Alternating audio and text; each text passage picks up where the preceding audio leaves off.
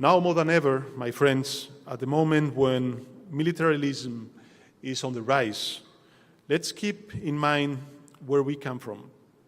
The essence of the internationalism that has always defined the socialist family is rooted in the cause of peace. Everywhere and always, there is no greater tyranny or oppression than that brought about by conflict and war. War is not far from the country hosting us today. From the northern shores of the Black Sea to the eastern shores of the Mediterranean, the two seas that embrace Turkey, conflict looms close. In the north, in Ukraine, our position is clear. We seek a just and lasting solution to this conflict of aggression launched by Putin against a sovereign state. Ukraine has a right to live in peace and enjoy security guarantee for its future. The suffering of the Ukrainian people must be acknowledged and their sacrifices fairly recognized. We welcome all ongoing mediation efforts. We will support them. As I have said repeatedly, peace in Ukraine and European security are two sides of the same coin. We will tirelessly work to achieve that peace. You know that my government, the Spanish government, has taken a firm stance on the dramatic situation that is taking place in Gaza. The current state of affairs is simply unacceptable, and we won't remain silent. Indifference is not an option for the international community. Should we remain indifferent to the sight of mothers and fathers carrying their dead newborn children in their arms? Should we remain indifferent to the sight of children at risk of starving to death? Enough is enough. So we will continue to raise our voice against blatant violations of international law and international humanitarian law. And we will support those like Yael Golan, leader of our Israel member party, the Democrats, who bravely raise his voice in defense of peace. Therefore, my dear friends, we must urge Israel to urgently stop the military operation to occupy Gaza. Gaza belongs and will continue to belong to Palestinians. Forced displacement or the expulsion of people from their land is deplorable and constitutes a breach of international law, plain and simple. We also urge Israel to lift the blockade. It must urgently allow humanitarian aid into Gaza at a scale sufficient to address the catastrophic crisis that is now driving people to starve to death. Children are dying from malnutrition daily. Basic medical care is not reaching those who need it. To this end, I have to announce to you that Spain and Palestine are jointly promoting a new draft resolution at the United Nations General Assembly. It calls on Israel to allow large-scale and unpeded humanitarian aid into Gaza. Aid must be delivered by the UN and humanitarian NGOs in full respect of the principles of impartiality, independence, and neutrality. And let me be clear, calling for basic human justice is not being against anyone.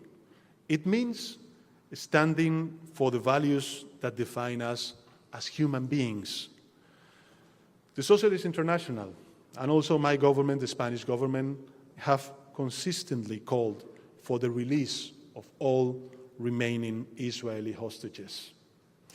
But Israel must understand, peace cannot be achieved through force, especially not through the massive humanitarian suffering, such as the Palestinian population is enduring. A two-state solution is the only way that a just, comprehensive, and lasting peace can be built. And I'm so proud to belong to a family that stands for these principles. Thank you very much, my comrades.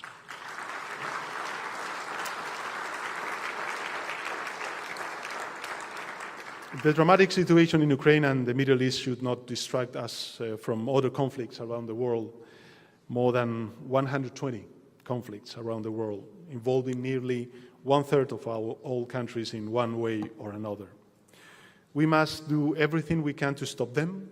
I'm thinking of the illegitimate attacks on the territorial integrity of the Democratic Republic of Congo, where far too many civilians have died already, especially women and children, or the devastating toll in Sudan, now the world's largest humanitarian crisis. Let's fight for peace. Let's not lose hope.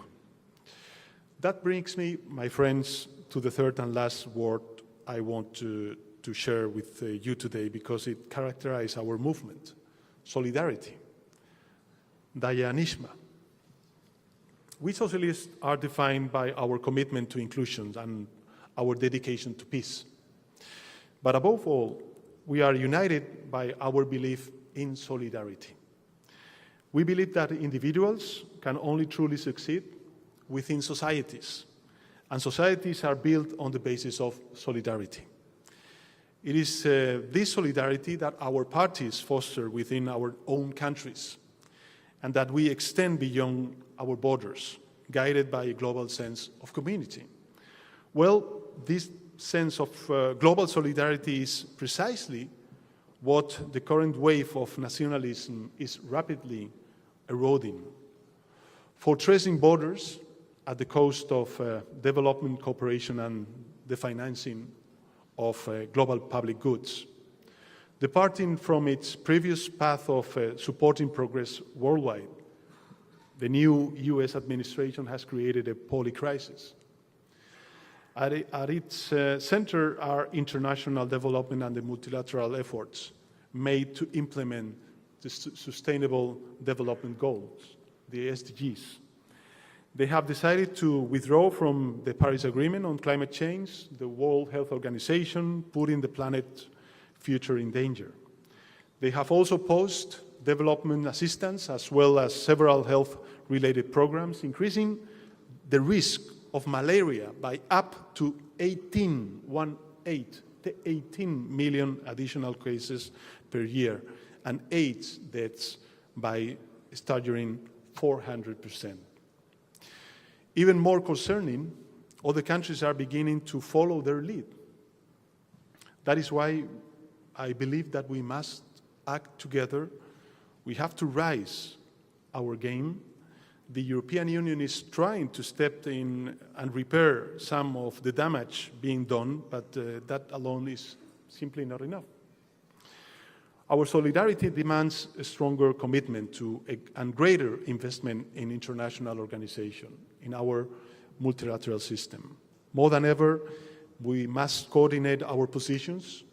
We must firmly defend a multilateral system that, despite its shortcomings, has helped prevent a major world war for the past 80 years. And there is no better way to preserve multilateralism than improving it, so it can be better respond to the challenges of today and tomorrow. This is why we must redouble our commitment with the mitigation and adaptation agendas to fight climate change, and it is also why we must mobilize all our political will and leverage to make the 4th UN Conference on Financing for Development next June in Seville, in my country, in Spain, a success. We must send a clear message from the world that the multilateral system works and delivers. Dear comrades, dear friends, I conclude. The far right might be on the rise today, but make no mistake, they will go down. They will go down. They are bound to fail. This is what happens when nationalism becomes the only compass. You end up losing, or rather, you end up getting lost. As extremists pit nations against each other, we, the socialists, build bridges. We believe that cooperation, shared progress, solidarity are much more powerful forces. While we may face setbacks, we also know they won't diminish our strength.